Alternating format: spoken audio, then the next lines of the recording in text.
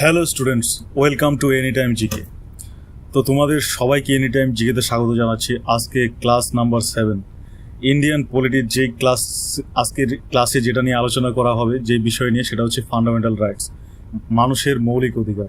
আমাদের যে মৌলিক অধিকারের কথা সংবিধানে বর্ণনা করা হয়েছে, সেই মৌলিক অধিকারের সমস্ত কিছু নিয়ে আজকে আলোচনা করা হবে এই ক্লাসে। তো চলো শুরু করা যাক।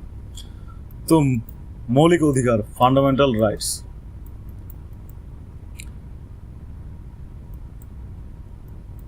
হলো ফান্ডামেন্টাল রাইটস বা মৌলিক অধিকার হলো ভারতের সংবিধানের সেই প্রাণ ভোমরা, যা দেশের প্রতিটি নাগরিককে মর্যাদা, ডিগনিটি, স্বাধীনতা বা লিবার্টি এবং সমতা বা ইকুয়ালিটির জীবন নিশ্চিত করে। সংবিধানের তৃতীয় অংশ বা পার্ট 3 ধারা 12 থেকে আর্টিকেল 12 থেকে 35 পর্যন্ত বিস্তৃত এই অধিকারগুলো শুধু সাংবিধানিক গ্যারান্টি নয়, বরং রাষ্ট্রের স্বেচ্ছাচারী ক্ষমতার বিরুদ্ধে একটি শক্তিশালী ঢাল। এগুলোকে মৌলিক বলার কারণ কি? সংবিধানে সাধারণত সন্নিবেশিত, directly enshrined in the constitution. এগুলো সংবিধানের অবিচ্ছেদ্য অংশ, যা আমাদের সর্বোচ্চ স্থান দেয়। সাধারণ আইন, অর্ডিনারি ল দ্বারা এগুলোকে সহজে পরিবর্তন, বাতিল বা অ্যামেন্ড করা যায় না। পার্লামেন্ট কোনো মৌলিক অধিকার সংশোধন করতে হলে সংবিধান সংশোধনী প্রক্রিয়া অনুসরণ করতে হয়। দ্বিতীয় নাম্বার হচ্ছে, এগুলো বিচারযোগ্য ও বলবৎযোগ্য, মানে জাস্টিসিয়েবল অ্যান্ড এনফোর্সেবল। যদি কোনো নাগরিক মনে করেন যে তারা মৌলিক অধিকার লঙ্ঘিত হয়েছে বা কেউ তার মৌলিক অধিকারকে লঙ্ঘন করছে, তো তিনি সরাসরি সুপ্রিম কোর্ট ধারা 32 অথবা হাইকোর্ট ধারা 226 আবেদন করতে পারেন। আদালত তখন রিটস জারি করে এই অধিকারগুলো বলবৎ করতে পারে। এটি মৌলিক অধিকারের নিছক আদর্শ না রেখে বাস্তব অর্থে কার্যকর করে তোলে। তো তোমরা বুঝতে পারলে মৌলিক অধিকার কেন মৌলিক। প্রথমে 7টি মৌলিক অধিকার ছিল 1978 সালের 44তম সংশোধনী 44th অ্যামেন্ডমেন্ট অ্যাক্ট দ্বারা সম্পত্তির অধিকার, রাইট টু প্রপার্টিকে মূলত ধারা 31 মৌলিক অধিকারের তালিকা থেকে বাদ দেওয়া হয়। এটি এখন আর্টিকেল 300A এর অধীনে একটি আইন বা লিগ্যাল রাইটসে পরিণত হয়েছে। এর ফলে সরকার জনস্বার্থে মানুষের ব্যক্তিগত সম্পত্তি অধিগ্রহণ করতে পারে, যা পূর্বে মৌলিক অধিকারের কারণে কঠিন ছিল। তাহলে বর্তমান মোট কয়টি মৌলিক অধিকার রয়েছে? বর্তমান মোট 6টি মৌলিক অধিকার রয়েছে। তো এক এক করে আমরা এই 6টি মৌলিক অধিকার আলোচনা করছি এবং তার যে মেন বৈশিষ্ট্য যেগুলো রয়েছে, এর মধ্যে যে সমস্ত বৈশিষ্ট্য, যে সমস্ত ধারা, যে সমস্ত কিছু রয়েছে, সব নিয়ে আলোচনা করছি। আমরা প্রথমে যেটা আলোচনা করছি সেটা হচ্ছে রাইট টু ইকুয়ালিটি, সমতার অধিকার, যেটা আর্টিকেল 14 থেকে 18-এর মধ্যে রয়েছে। 14, 15, 16, 17, 18 এই 5টি আর্টিকেলে রয়েছে রাইট টু ইকুয়ালিটি, সমতার অধিকার। এই অধিকার সমাজের সকল স্তরের সমতা প্রতিষ্ঠার মাধ্যমে বৈষম্যকে বা ডিসক্রিমিনেশন যেটা সোসাইটিতে আছে সেটা বিলুপ্ত করার জন্য রয়েছে। এটাই মেন লক্ষ্য এই ধারার, রাইট টু ইকুয়ালিটির। তো আমরা আসি আর্টিকেল 14-এ, 14-তে, ধারা 14, আইনের চোখে সমতা, আইনের সমান সুরক্ষা, ইকুয়ালিটি বিফোর ল এবং ইকুয়াল প্রোটেকশন ও ল। এটি একটি দ্বৈত নীতি। আইনের চোখে সমতা, ইকুয়ালিটি বিফোর ল, এর অর্থ হলো আইন সকলের জন্য সমান এবং আইনের ঊর্ধ্বে কেউ নেই। এটি ব্রিটিশ ধারণার উপর ভিত্তি করে গঠিত, যা রুল অফ ল, আইনের শাসন নীতির অংশ। কোনো ব্যক্তি তার পদমর্যাদা বা যে কোনো ব্যক্তির নির্বিশেষে একই আইনের অধীনে সবাই, যেটা আছে আইনের সমান সুরক্ষা, ইকুয়াল প্রোটেকশন অফ। এটা মার্কিন সংবিধান থেকে অনুপ্রাণিত। এর অর্থ হলো সমান পরিস্থিতির লোকেদের সাথে আইনের সমান আচরণ করবে। Like should be treated alike, একই রকম ব্যক্তিদের সাথে একই রকম আচরণ করা উচিত নীতির উপর জোর দেয়। অর্থাৎ ভিন্ন ভিন্ন পরিস্থিতি বা প্রয়োজন অনুযায়ী সরকার বিশেষ ব্যবস্থা নিতে পারে, যেমন সমাজের দুর্বল অংশের জন্য বিশেষ সুবিধা রয়েছে।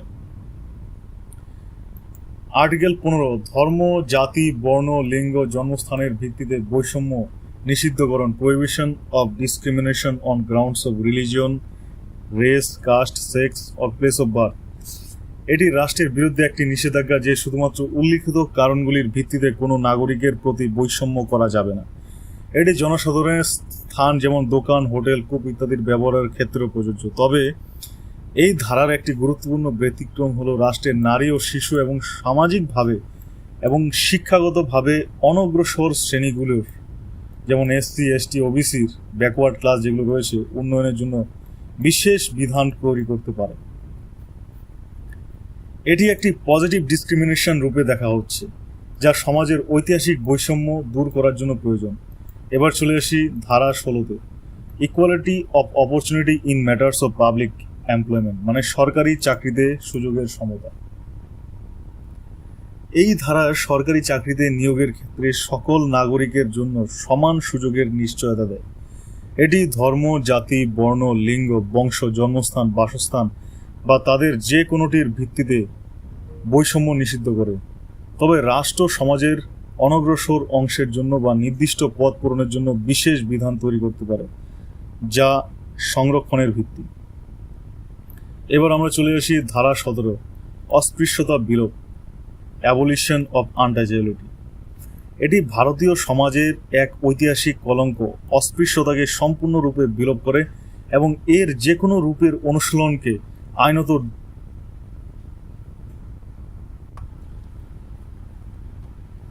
দণ্ডনীয় অপরাধ ঘোষণা করে। এই ধারাটি গান্ধীজির দর্শনের ফিলোসফির সাথে সঙ্গতিপূর্ণ এবং সামাজিক সমতা ও ন্যায় বিচারের একটি শক্তিশালী প্রতীক। এবার চলে আসি আর্টিকেল 18, মানে ধারা 18, অ্যাবলিশন অফ টাইটেলস, পদবী বিলোপ। এটি রাষ্ট্রকে সামরিক বা শিক্ষাগত খেতাব ব্যতীত অন্য কোনো পদবী বা টাইটেল প্রদান করতে নিষেধ করে। এর উদ্দেশ্য ছিল সমাজে কৃত্রিম পার্থক্য দূর করা এবং সমতা প্রতিষ্ঠা করা। ভারতীয় নাগরিকরা কোনো বিদেশি রাষ্ট্র থেকে কোনো পদবি গ্রহণ করতে পারবে না। এবার আসি দ্বিতীয় নম্বর, যেটা ফান্ডামেন্টাল রাইটস, মৌলিকতা, সেটা হচ্ছে স্বাধীনতার অধিকার, রাইট টু ফ্রিডম, ধারা 19 থেকে 22। এই অধিকারগুলো একটি মুক্ত গণতান্ত্রিক সমাজে এবং ব্যক্তির মৌলিক স্বাধীনতাকে সুরক্ষা দেয়। তবে এই স্বাধীনতাগুলো পরম বা অ্যাবসলিউট নয়। রাষ্ট্রের জনশৃঙ্খলা, পাবলিক অর্ডার, নৈতিকতা, রাষ্ট্রের নিরাপত্তা এবং অন্যান্য জনস্বার্থের কারণে এগুলির উপর যুক্তিযুক্ত সীমাবদ্ধতা রয়েছে। এই সীমাবদ্ধতাগুলি অবশ্যই সুসংগত এবং স্বেচ্ছাচারী বা আরবিটারি হবে না। আর্টিকেল 19 বা ধারা 19, বাক স্বাধীনতা ইত্যাদি সম্পর্কিত একটি নির্দিষ্ট অধিকারগুলির সুরক্ষা। এই ধারায় 6টি মৌলিক স্বাধীনতার নিশ্চয়তা দেয়, যেমন freedom of speech and expression, বাক ও প্রকাশের স্বাধীনতা। এটি শুধুমাত্র মৌখিক বা লিখিত প্রকাশই নয়, বরং নীরবতা, ছবি, চলচ্চিত্র ইত্যাদির মাধ্যমে নিজের মতামত প্রকাশ করার স্বাধীনতাকে অন্তর্ভুক্ত করে। এর মাধ্যমে সংবাদপত্রের স্বাধীনতা এবং তথ্য জানার অধিকার, রাইট টু ইনফরমেশনও অন্তর্ভুক্ত হয়েছে। নাম্বার বি, শান্তিপূর্ণভাবে ও নিরস্ত্রভাবে সমবেত হওয়ার স্বাধীনতা, freedom two assemble peacefully and without arms. এটি নাগরিকদের শান্তিপূর্ণ সভা, মিছিল বা বিক্ষোভ করার অধিকার দেয়, তবে এতে কোনো ধরনের অস্ত্র বহন করা যাবে না এবং তা জনশৃঙ্খলা বা সাধারণের নিরাপত্তা বিঘ্নিত করবে না। Number C, freedom to form associations or unions or cooperative societies, সংস্থা বা সমিতি বা সমবায় সমিতি গঠনের স্বাধীনতা। এটি রাজনৈতিক দল, political parties, company, club, trade union ইত্যাদি গঠন করার অধিকারকে অন্তর্ভুক্ত করে। নাম্বার ডি, ভারতের ভূখণ্ডে অবাধে চলাচলের স্বাধীনতা, freedom to move freely through out the territory of India. এটি দেশের এক রাজ্য থেকে অন্য রাজ্যে বা এক স্থান থেকে অন্য স্থানে অবাধে চলাচল করার অধিকার নিশ্চিত করে। নাম্বার এ, ভারতের ভূখণ্ডের যে কোনো অংশে বসবাস ও স্থায়ী হওয়ার স্বাধীনতা, freedom to reside and settle in any part of the territory of India. এটি দেশের যে কোনো রাজ্যে বসবাস এবং স্থায়ীভাবে বসতি স্থাপন করার অধিকার দেয়। এই দুটি স্বাধীনতা জাতীয় ঐক্য, ন্যাশনাল ইউনিটি এবং একতাকে উৎসাহিত করে। অ্যান্ড নাম্বার জি, যে কোনো পেশা অবলম্বন বা যে কোনো কাজ, ব্যবসা বাণিজ্য করার স্বাধীনতা, freedom two practice any profession or to carry any occupation, trade or business. এটি কোনো ব্যক্তি বা তার পছন্দের পেশা বেছে নিতে পারে, ব্যবসা পরিচালনা করতে পারে, তা নিশ্চিত করতে পারে, তবে এর উপর পেশাগত যোগ্যতা বা জনস্বার্থে সীমাবদ্ধতা আরোপ করা যেতে পারে। এবার চলে আসি আমাদের article 20, protection in respect of conviction for offences. অপরাধের ক্ষেত্রে ব্যক্তিদের স্বেচ্ছাচারী এবং অতিরিক্ত শাস্তি থেকে সুরক্ষা দেয়, যেটা ফ্রিডমের আন্ডারে পড়ে আর্টিকেল 20। কোনো ভূতলক্ষী আইন নেই, নো এক্স পোস্ট ফ্যাক্টো ল। কোনো ব্যক্তিকে এমন কোনো কাজের জন্য শাস্তি দেওয়া যাবে না যা কাজ করার সময় আইনগত অপরাধ ছিল না। এই অপরাধের জন্য একই অপরাধের জন্য দুবার সাজা, যেমন নো ডাবল জিওপার্ডি, একই অপরাধের জন্য কোনো ব্যক্তিকে দুবার বিচার বা শাস্তি দেওয়া যাবে না। নো সেলফ ইনক্রিমিনেশন, আত্ম অপরাধের বিরুদ্ধে সুরক্ষা, কোনো অপরাধে অভিযুক্ত কোনো ব্যক্তিকে নিজের বিরুদ্ধে সাক্ষী হতে বাধ্য করা যাবে না। ধারা 21 জীবন ও ব্যক্তিগত protection of life and personal liberty, স্বাধীনতার একটি সুরক্ষা। এটি সংবিধানের সবচেয়ে উদারভাবে ব্যাখ্যা করা অধিকারগুলির মধ্যে একটি। আইন দ্বারা প্রতিষ্ঠিত পদ্ধতি ছাড়া কোনো ব্যক্তিকে তার জীবন বা ব্যক্তিগত স্বাধীনতা থেকে বঞ্চিত করা যাবে না। সুপ্রিম কোর্ট বিভিন্ন রায়ে এর ব্যাপ্তি অনেক বেড়েছে বলে মন্তব্য করেছে। এর মধ্যে অন্তর্ভুক্ত হয়েছে রাইট টু প্রাইভেসি, গোপনীয়তা, right two live with human dignity, মানবিক মর্যাদার সাথে জীবন ধারণের অধিকার, পরিচ্ছন্ন পরিবেশের অধিকার, রাইট টু ক্লিন এনভায়রনমেন্ট, স্বাস্থ্য ও চিকিৎসা পাওয়ার অধিকার, জীবিকা নির্বাহের অধিকার, দ্রুত বিচার পাওয়ার অধিকার, ঘুমের অধিকার, রাইট টু স্লিপ ইত্যাদি। ধারা 21A বা আর্টিকেল 21A শিক্ষার অধিকার 2002 সালের 86তম সংশোধনী আইন দ্বারা এটি অন্তর্ভুক্ত করা হয়েছে। এটি রাষ্ট্রকে 6 থেকে 14 বছর বয়সী সকল শিশুকে বিনামূল্যে ও বাধ্যতামূলক শিক্ষা প্রদানের দায়িত্ব দেয়। এটি শিক্ষার গুরুত্বকে একটি মৌলিক অধিকারের স্তরে উন্নীত করেছে। এবার আসছি ধারা 22। কিছু ক্ষেত্রে গ্রেপ্তার ও আটকের বিরুদ্ধে সুরক্ষা, protection against arrest and detention in certain cases. এটি স্বেচ্ছাচারী গ্রেপ্তার ও আটক থেকে ব্যক্তির স্বাধীনতা রক্ষা করে। এর মূল অধিকারগুলি হলো গ্রেপ্তারের কারণ জানার অধিকার, পছন্দের আইনজীবীর দ্বারা পরামর্শ আত্মপক্ষ সমর্থনের অধিকার, গ্রেপ্তারের 24 ঘন্টার মধ্যে ভ্রমণ সময় ব্যতীত ম্যাজিস্ট্রেটের সামনে হাজির করার অধিকার, ম্যাজিস্ট্রেটের আদেশ ছাড়া 24 ঘন্টার বেশি আটক না থাকার অধিকার। তবে এই সুরক্ষাগুলি শত্রু দেশীয় নাগরিক এবং প্রতিরোধমূলক আটক, প্রিভেন্টিভ ডিটেনশন যেটাকে আমরা বলি, আইনের অধীনে গ্রেপ্তার বা আটককৃত ব্যক্তিদের ক্ষেত্রে সাধারণত প্রযোজ্য নয়। প্রতিরোধমূলক বা প্রিভেন্টিভ ডিটেনশন হলো কোনো অপরাধ করার আগে ব্যক্তিকে আটক করা, যাতে সে ভবিষ্যতে কোনো অপরাধ না করতে পারে। এই আইনের অধীনে সুরক্ষার সমিতি এবং সরকারের ক্ষমতা তুলনামূলকভাবে বেশি। এবার চলে আসি ফান্ডামেন্টাল রাইটসের 3 নম্বর যেটা রাইটস অধিকার, সেটা হচ্ছে রাইট এগেনস্ট এক্সপ্লয়টেশন বা শোষণের বিরুদ্ধে অধিকার। 23 ও 24 নম্বর ধারা এটি বলা হয়েছে। এই অধিকারগুলো সমাজের দুর্বল অংশগুলিকে শোষণ করে রক্ষা করার জন্য ডিজাইন করা হয়েছে। 23 মানুষের পাচার, জোরপূর্বক শ্রম নিষিদ্ধকরণ, prohibition of human trafficking and force labour. এটি মানুষকে পণ্য হিসেবে কেনাবেচা, দাসত্ব এবং বেগার অর্থাৎ মজুরি ছাড়া জোরপূর্বক শ্রম বা অন্যরূপ কোনো জোরপূর্বক শ্রম, ফোর্স লেবার নিষিদ্ধ করে। এই ধরনের কাজ আইনত দণ্ডনীয় অপরাধ। এর উদ্দেশ্য ছিল মানব মর্যাদা রক্ষা করা এবং দাসত্বের সব রূপ বিলুপ্ত করা। ধারা 24 কারখানা বা অন্য এরকম কোনো সেটআপে শিশুদের নিয়োগ নিষিদ্ধকরণ। এটি 14 বছরের কম বয়সী শিশুদের কোনো কারখানা, খনি বা অন্য কোনো বিপজ্জনক কাজের নিয়োগ নিষিদ্ধ করে। এটি শিশুদের স্বাস্থ্য এবং শিক্ষাকে সুরক্ষিত রাখার উদ্দেশ্যে প্রণীত হয়েছে। এবার আসি 4 নম্বর অধিকার, সেটা হচ্ছে ধর্মীয় স্বাধীনতার অধিকার।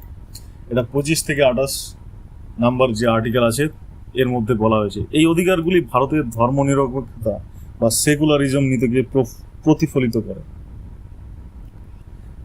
যা নিশ্চিত করে যে রাষ্ট্রের কোনো নির্দিষ্ট ধর্ম নেই। এটি সকল ধর্মকে সমানভাবে সম্মান করে।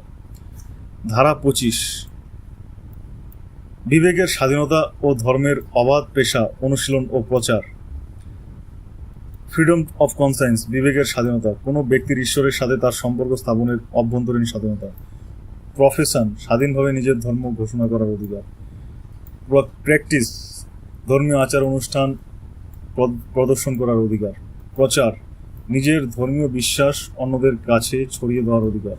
তবে এই অধিকার জনশৃঙ্খলা, নৈতিকতা, স্বাস্থ্য এবং অন্যান্য মৌলিক অধিকারের সাপেক্ষে, যেমন বাধ্যতামূলক ধর্মান্তরকরণ, ফোর্সড কনভার্সন, এই অধিকারের মধ্যে পড়ে না।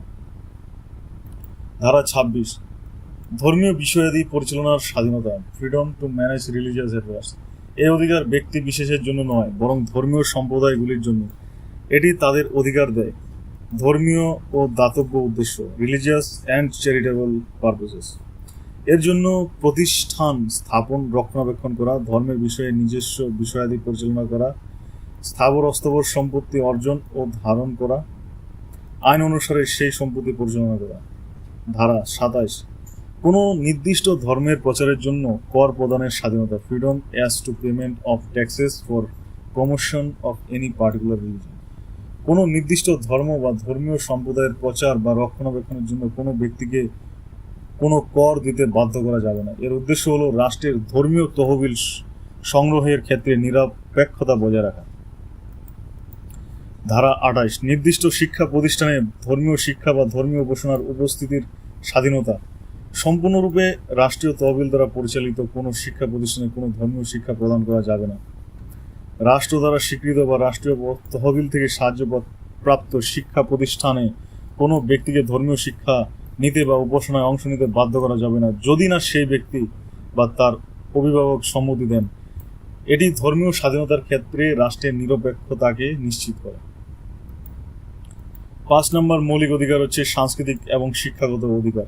29 এবং 30 নম্বর ধারায় এটা বর্ণিত আছে। এই অধিকারগুলি ভারতের বৈচিত্র্যময় সমাজের সংখ্যালঘু সম্প্রদায়গুলির সাংস্কৃতিক এবং শিক্ষাগত স্বার্থ রক্ষা করে। ধারা 29, সংখ্যালঘুদের স্বার্থ রক্ষা। ভারতের ভূখণ্ডে বসবাসকারী যে কোনো অংশের নাগরিকদের যাদের নিজস্ব একটি স্বতন্ত্র ভাষা, লিপি বা সংস্কৃতি আছে, তাদের তা সংরক্ষণ করার অধিকার থাকবে। এটি একটি গ্রুপ ভিত্তিক অধিকার। কোনো নাগরিককে শুধুমাত্র ধর্ম, জাতি, বর্ণ, ভাষা বা তাদের যে কোনোটির ভিত্তিতে রাষ্ট্র দ্বারা পরিচালিত বা রাষ্ট্রীয় তহবিল থেকে সাহায্য প্রাপ্ত কোনো শিক্ষা প্রতিষ্ঠানে প্রবেশাধিকার অস্বীকার করা যাবে না। সংখ্যালঘু শিক্ষা প্রতিষ্ঠান স্থাপন ও পরিচালনা করার অধিকার। ধারা 30, সমস্ত সংখ্যালঘু ধর্ম বা ভাষার ভিত্তিতে হোক তাদের পছন্দের শিক্ষা প্রতিষ্ঠান স্থাপন ও পরিচালনা করার অধিকার থাকবে। এটি তাদের সাংস্কৃতিক পরিচয় এবং ধর্মীয় ঐতিহ্য সংরক্ষণের সহায়তা করে। শিক্ষা প্রতিষ্ঠানের সাহায্য প্রদানের ক্ষেত্রে রাষ্ট্র কোনো শিক্ষা প্রতিষ্ঠানের প্রতি বৈষম্য করবে না, এই কারণে যে এটি একটি সংখ্যালঘু দ্বারা পরিচালিত হচ্ছে। এটি সংখ্যালঘু শিক্ষা প্রতিষ্ঠানগুলিকে আর্থিক সহায়তা পেতে সক্ষম করে। এবার আসি নাম্বার 6, সংবিধানের প্রতিকারের অধিকার, right to constitutional remedies. Doctor B R. Ambedkar এই ধারাকে সংবিধানের হার্ট অ্যান্ড সোল, হৃদয় ও আত্মা বলে অভিহিত করেছেন।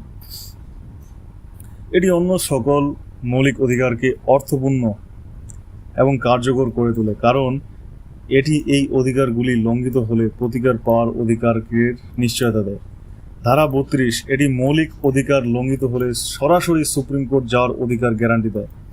সুপ্রিম কোর্ট মৌলিক অধিকারগুলি বলবৎ করার জন্য বিভিন্ন ধরনের রিটস জারি করতে পারে, যেমন হিবিয়াস কর্পাস, যেটা আক্ষরিক অর্থ হলো সশরীরে হাজির করা।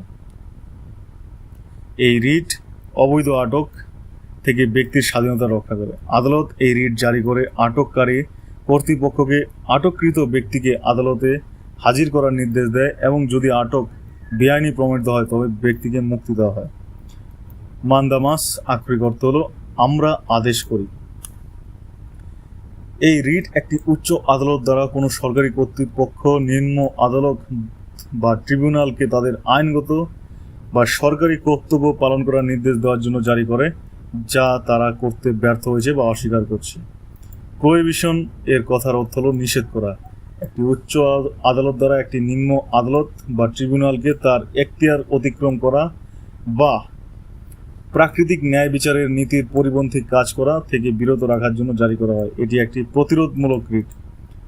সার্ডিওরি আক্ষরিক অর্থ হলো প্রত্যয়িত করা বা ইনফর্মড হতে। একটি উচ্চ আদালত দ্বারা একটি নিম্ন আদালত বা ট্রিব্যুনাল দ্বারা ইতিমধ্যে পাস করা একটি আইন বা আদেশ বাতিল করার জন্য জারি করা হয় যদি এটি এখতিয়ার ছাড়া বা প্রাকৃতিক ন্যায় বিচারের নীতি লঙ্ঘন করে কাজ করে থাকে। এটি একটি সংশোধনমূলক রিট। এবার আসি কো ওয়ারেন্ট আক্ষরিক অর্থ কোন অধিকারে। এই রিট একটি সরকারি পদে বা পাবলিক অফিসে কোনো ব্যক্তির দাবির বৈধতা সম্পর্কে অনুসন্ধান করার জন্য জারি করা হয়। এটি নিশ্চিত করে যে কোনো ব্যক্তি অবৈধভাবে কোনো সরকারি পদে নেই তো। এবার আমরা চলে আসি ক্যারেক্টারিস্টিক্স অফ ফান্ডামেন্টাল রাইটস, যে মৌলিক অধিকারের বৈশিষ্ট্য কী। কিন্তু অ্যাকচুয়ালি এটা আমাদের হয়তো প্রথমে আলোচনা করার দরকার ছিল, তবে ঠিক আছে, কোনো অসুবিধা নেই। নট অ্যাবসলিউট বাট কোয়ালিফাইড, পরম নয় তবে যোগ্য। মৌলিক অধিকারগুলো সীমাহীন নয়, এগুলোর উপর রাষ্ট্র জনস্বার্থে যুক্তিসম্মত সীমাবদ্ধতা আরোপ করে। এই সীমাবদ্ধতাগুলো অবশ্যই যুক্তিসঙ্গত হতে হবে এবং তাদের বৈধতা আদালত দ্বারা পর্যালোচনা করা যেতে পারে। জাস্টিসিয়েবল, মৌলিক অধিকারগুলো আদালত দ্বারা বলবৎযোগ্য, লঙ্ঘনের ক্ষেত্রে ব্যক্তি বিচার চাইতে পারে। সুপ্রিম কোর্ট দ্বারা সুরক্ষিত, সুপ্রিম কোর্ট মৌলিক অধিকারের অভিভাবক এবং রক্ষক। ক্যান বি সাসপেন্ডেড, জরুরি জাতীয় পরিস্থিতিতে ধারা 352 অনুসারে রাষ্ট্রপতি কিছু মৌলিক অধিকার স্থগিত করতে পারে, তবে ধারা 20 এবং ধারা 21 কোনো অবস্থাতেই স্থগিত করা যায় না। যুদ্ধ বা বাহ্যিক আগ্রাসনের ভিত্তিতে জরুরি অবস্থা ঘোষণা করা হলে ধারা 19 স্বাধীনতার অধিকার স্বয়ংক্রিয়ভাবে স্থগিত হয়। কিছু কেবল নাগরিকদের জন্য উপলব্ধ যে মৌলিক অধিকারগুলি আছে, শুধুমাত্র কিছু কিছু মৌলিক অধিকার নাগরিকদের জন্য, যেমন ধারা 19, 15, 16, 29, 30 অধিকার নাগরিকদের জন্য, অন্যগুলি বিদেশি সহ সকল ব্যক্তির জন্য উপলব্ধ। তো মৌলিক অধিকার কি সংশোধনযোগ্য?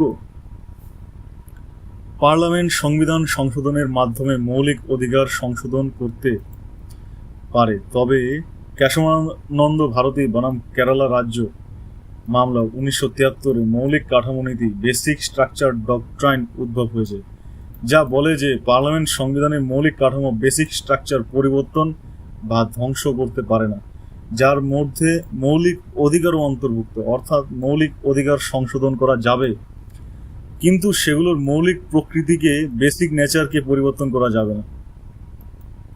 এবার চলে আসি সবচেয়ে যেটা গুরুত্বপূর্ণ, সেটা হচ্ছে মৌলিক অধিকার এবং রাষ্ট্রীয় নীতির মধ্যে যে পার্থক্য।